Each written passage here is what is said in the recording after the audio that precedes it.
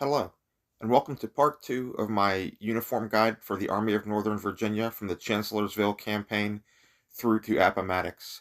In this part of the video, I'd like to discuss state uniforms and nondescript uniforms, the type of things you would have seen that are always present but really can't be described well. Now, these are some pictures of Georgia uniforms, which I will go into later, and there is quite a lot of variation in the Georgia issue uniform. Now I'm going to touch upon the issue of federal uniform items or the use of federal uniform items. They're not as common as they're often made out to be. There were times and places where men were using pieces of federal uniform and equipment, but it wasn't the norm. It just happened here and there. Accoutrements are going to be more common. Muskets will be more common because they last in service. Uniforms wear out fairly quickly, especially if it's used when you get it. Now, there are situations like when the Confederate troops captured Harper's Ferry after the Battle of Second Manassas. They captured a large amount of federal supplies. Those situations are very specific to time and place. I'd also like to mention where people kind of say, well, Confederate troops used really whatever was available to them. And that's true. But what was available to them was subject to the area they were in the time. So, soldiers operating in Georgia would have had access to uniforms from the Georgia depots, like the Columbus Depot or some of the other smaller state depots, as troops in Virginia would have had access to uniforms from the Richmond Depot. And so, while troops used what was available to them, it was really regional. And that goes for materials such as the English Army cloth or wood buttons or anything like that. It was very, very regional. And so with this, this guide or even other guides you could look into, it'll help you tailor your Confederate Army from being something that's generic and doesn't really look like any army ever did in the field to something much more specific to the region and the units you're trying to portray in the time frame you're trying to portray. Here's a North Carolina state issue jacket, and this is the type of jacket that would have been issued to North Carolina soldiers, I would say really from perhaps late 1862 through to the end of the war. There were other styles, but this is just one of them and one of the more common styles. It's a very simple jacket. It has a one-piece sleeve, and you can see with the one-piece sleeves, they're almost always very voluminous. It's what you'd kind of call a hound's ear style. You can see kind of the shape of the sleeve. It has a four-piece body, four-piece collar, six-button front. They're lined with white cotton. I've never seen an original that wasn't lined with white cotton. It has North Carolina State starburst buttons. It's a two-piece button. It's a kind of a simplified button, as you can see. It just has the shank that's soldered on. Other than that, the button will just be stamped out of brass. But these jackets were produced in North Carolina state depots for issue to North Carolina soldiers. And of all the states, I said they had perhaps one of the better abilities to provide their troops with uniforms, especially those troops within the Army of Northern Virginia, because they were so close. It wasn't a big deal to send them uniforms. Now, North Carolina did not often provide uniforms to other soldiers because they were state uniforms for their own troops. They would occasionally, though. Longstreet's troops, on their way back when they were switching from the Army of the Tennessee back to the Army of Northern Virginia, the Army of the Tennessee does not want to issue them clothing from their stocks. And they can't get clothing yet from Richmond because they're not there. And Zeb Vance, kind of in a rare gesture, issues Longstreet's Corps with North Carolina uniforms, and that's unusual for him because he was very tight-fisted with his supplies. He was like the Scrooge McDuck of the Confederacy. There's also one of these uniforms, interestingly, that has provenance to a soldier from the 2nd Maryland, which is unusual because that unit was, as I said in my previous video, was almost always clad in English Army cloth. And so at least one guy had a full suit of North Carolina state issue clothing, which was odd. I don't really know the circumstances behind it, but we do believe it was later in the war, so 1864, 1865. Another peculiarity of North Carolina soldiers was the issue of really federal-style forage caps. You can see it's this kind of voluminous cap. It's got a welt. It's really the same thing as a federal-type forage cap. It's constructed the same way, but it's made in domestic gene. They weren't the only state to issue forage caps, but they were one of the states to issue forage caps pretty frequently, more so than the other states. They're not super common throughout the Confederacy, except in North Carolina where they are very common. You can see this one has North Carolina state seal buttons of the dome type, so it actually has a two-piece body. It's got the back and the front, are separate pieces. Now, these were not the only styles of uniforms that North Carolina would issue, but this is one of the more common types. And there are miniatures made by Crusader Miniatures that wear jackets that actually have appear to have six button fronts, and they have pretty voluminous sleeves, and so it'd be an excellent way to represent the Tar Heels in 28 millimeter. But North Carolina would have other types of clothing earlier on. They actually had state sack coats, and they had things that would almost appear to be frock coats, but they would have perhaps been sack coats with standing collars. It's hard to tell. But this type of uniform, this basic 4-piece body, 1-piece sleeve, 6-button front, was a very common style of uniform that was produced in North Carolina's depots for their own use. And you'd have seen them really probably from late 1862 through to the end of the war. So from the period that I'm talking about, from Chancellorsville to Appomattox, definitely a type of uniform you'd have seen with North Carolina soldiers. Here's another very, very similar jacket. The only difference between this one and the other one is this one has 2 pockets set into the lining instead of 1, which is, you see little normal variations like that. And that will not matter to those of us who are doing this for wargaming. We can't paint the inside lining anyway. But as I was talking about in my last video, the dye would often oxidize within a matter of 6 weeks, 6 to 8 weeks, a few months depending on the conditions, how much the men were out in the sun and the rain. And they would turn this tan color. And so a lot of times when people talk about Confederate troops in tan uniforms, what they're really talking about is that the uniforms weren't dyed tan, but they would fade very, very quickly. And that light gray dye or even dark gray dye would turn to the color of wheat, like you see here. But otherwise, the same cut of jacket. And depending on the troops you want to model, if you're going for a particular campaign, and you know the last time those men were issued uniforms, you could choose to paint them as the color of wheat to represent that these uniforms would have faded. The other thing we're going to see here, the same hat we saw in the last video, is a black hat. North Carolina bought a lot of black hats, as did the Confederacy. I believe North Carolina would import hats from both England and France, though I'm not exactly sure on that. I did know they brought them in from England. I'm not sure about France, but some were brought in from France.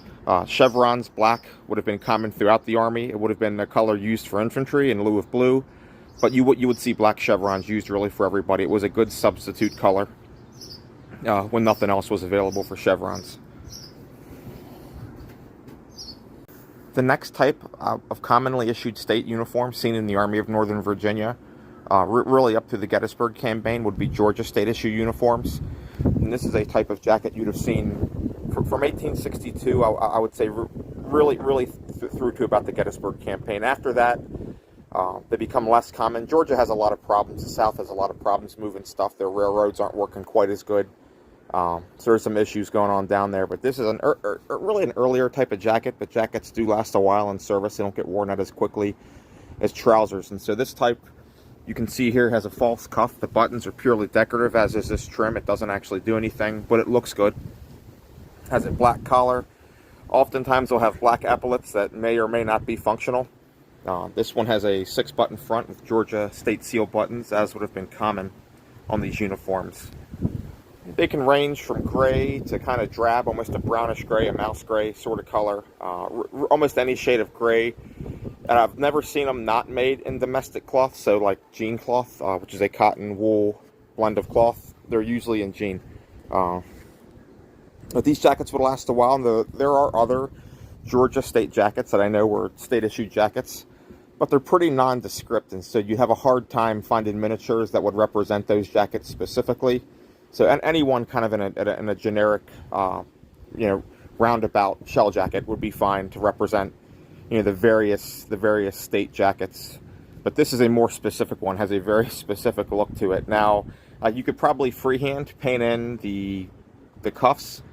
That may be something you'd like to model if you have the skill to do that. I certainly don't. But the black collar was very common. Black epaulets sometimes were common. This one doesn't have them, but this is just one of the types. If you look at pictures of Georgia soldiers from 1862, 1863, you're going to see a wide variety of these jackets. Now, the next thing I want to go on, it's right back here, are these trousers.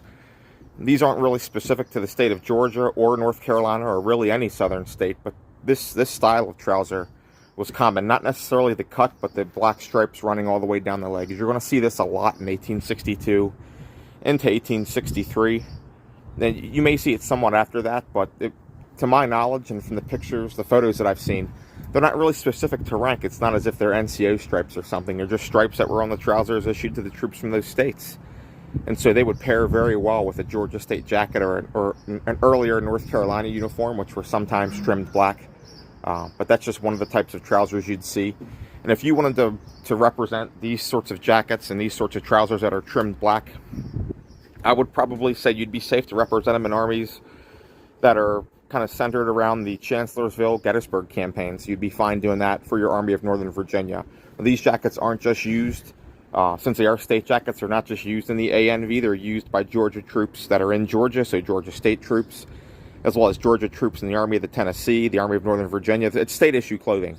And so it's not really specific to one field army, just kind of where the troops in those states are and where they can actually get that clothing. But it's a good jacket. I mean, they fit well. It's got a 6-piece body. It does have a 1-piece sleeve, which is, not everybody likes because they have that wide look. But I think with a tight-fitting body, a wide sleeve actually looks really good. It's one of my favorite jackets. It's not my favorite, but it's one of them. I really like it a lot. I've spoken a bit before about nondescript clothing, and this jacket definitely falls into the category of nondescript clothing. You can see this one has a 7-button front, but you see jackets very, very similar with 9-button fronts, 8-button fronts, different styles of buttons, slightly different cuts, 1-piece or 2-piece sleeves. This one has 2-piece. A lot of them will have a single pocket that's set into the lining, but you can enter it from the exterior of the coat. And this jacket was copied off a mystery jacket, a jacket we don't know. We know it's a Confederate jacket, not really where it came from or where it was used. I would like to talk about this one specifically because you see a lot of stuff like this that are mystery jackets, or you'll see jackets in photos that are not identifiable to any one depot, but they're just typical of the output of smaller depots or state depots. And so this, if you'd like to represent these in your army, and they're certainly around throughout the war. Some are items that are homemade or the soldier had made himself. Sometimes they come from the States. Sometimes they're the output of a small government depot does not have its own typology as well known as Richmond or Columbus or something like that. This one you can see is almost in an olive green color. It's a grayish green. Just one of the many variations you'd see with the blue gray, the greenish gray, tan gray, brownish gray, almost any shade of gray. And that's actually going to add a bit more to your army, especially if you're doing a domestic cloth like this. Domestic cloth really varied a lot in shade, and it would fade out to different shades of khaki or tan, brown. And so that would be, you can always pepper some of these in your army. I would never say in the Army of Northern Virginia, and really any of the regiments, that nondescript jackets are the most common, but there's always going to be a couple of them. They're kind of like frocks, where they're never the dominant thing, but there's almost always a couple around. Certain units being the exception. The 2nd Maryland Regiment is the exception. I've never known of any nondescript jackets in that unit, but they're certainly around. And this is one example, and it's kind of a different colorway that you may consider a greenish gray. Very, very similar to a lot of the German HBTs in World War II. So that's just something to consider, something to think about, these nondescript jackets. This one was copied from an original that we have no idea where it came from. Here's the last item of common clothing I'd like to talk about that would have been common really from 1862 through to Appomattox, or the frock coats. The frock coats are never the most common thing in the Army, but there were always a handful of frock coats. You see them taken of prisoners in 1864. You see them at Appomattox. There's always going to be a couple guys with frock coats. Now these are not normally, especially as the war goes on, the output of the state depots. Sometimes they are. A lot of the frock coats later in the war were commutation items that were the soldiers procured at their own expense. They would be reimbursed because they did not draw a government uniform, but the price that you'd be reimbursed would not really cover the price of a frock coat, considering all the extra material and just the issues of sourcing material on the open market. But there were some soldiers, like Marion Fitzpatrick Hill, who preferred frock coats. He wore frock coat through to the end of the war. And so we know there were guys that liked them, and you see them. They show up in pictures a lot. They're often made in domestic cloth, typically 8 or 9 button fronts. This one has a pocket that's set into the lining with an exterior opening. You see a lot of little variations on them, but there's no there's no reason I wouldn't use one frock coat or another to represent some men in the Army of Northern Virginia. They're pretty common. They're not they're never the most common thing, but if you look in group photos, you're always going to see one or two guys wearing them, and it's kind of the same proportion throughout. If I wanted to represent Confederate troops at Gettysburg or Appomattox, you would not be wrong adding one or two frock coats, 2-3 frock coats in your force, just randomly on guys. Any guy you think would look good in a frock coat, really. This one is a domestic cloth, but you can see it's that shade that we really call English Army cloth, that cadet gray, that darker gray. Another item you're going to see with some regularity throughout the war is going to be Federal type forage caps, not just the North Carolina type, but other types. They will show up on other troops, like this one here. This one has a curved visor that we would probably typically call nowadays a McDowell style visor. But these type of caps do show up. North Carolina makes caps like this with these curved visors, but also you just see them on soldiers that they were not North Carolina soldiers, so they're either the output of smaller state depots, smaller Confederate depots, or privately purchased. And this is an example. I had this one made to resemble a privately purchased one. It has nice floral buttons, period buttons that don't match, but they're still nice. I mean, that's kind of my example of a commutation uniform that a soldier could have very well, this would be right at home in 1862 or 1865. But really, the majority of the Army should not be uniforms like this, unless you have a good reason or documentation that unit did receive a lot of frock coats for one reason or another. But a handful are always going to be welcome in any Army of Northern Virginia, really from the Chancellorsville campaign through to the end. On this one, I just chose to put Alabama State Seal buttons on this frock coat. But I like, man, it does show the diversity in grays. There was blue-gray jean cloth. It's not commonly represented today, because most people who go for blue-gray cloth will go for the English Army cloth. But you see it in domestic jeans sometimes. It wasn't unheard of. And a lot of times, like I said, this cloth would fade to a color of wheat. It would become a tan cloth after a couple months of campaigning. With the rain and the sun would oxidize it and fade it. And so that's just one of the options.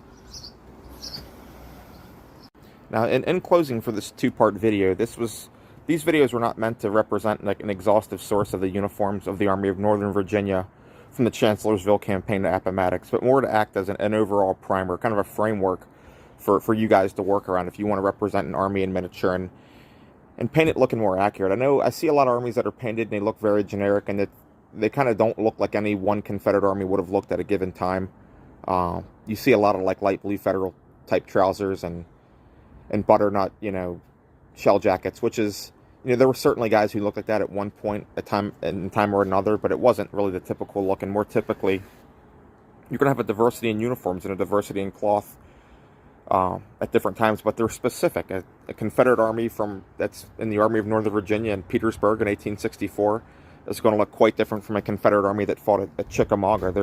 There are certain things that are cohesive throughout the armies, but these men are subject to the regions they're in and the depots that supply them and the cloth that's available at whatever time that they're getting their uniforms.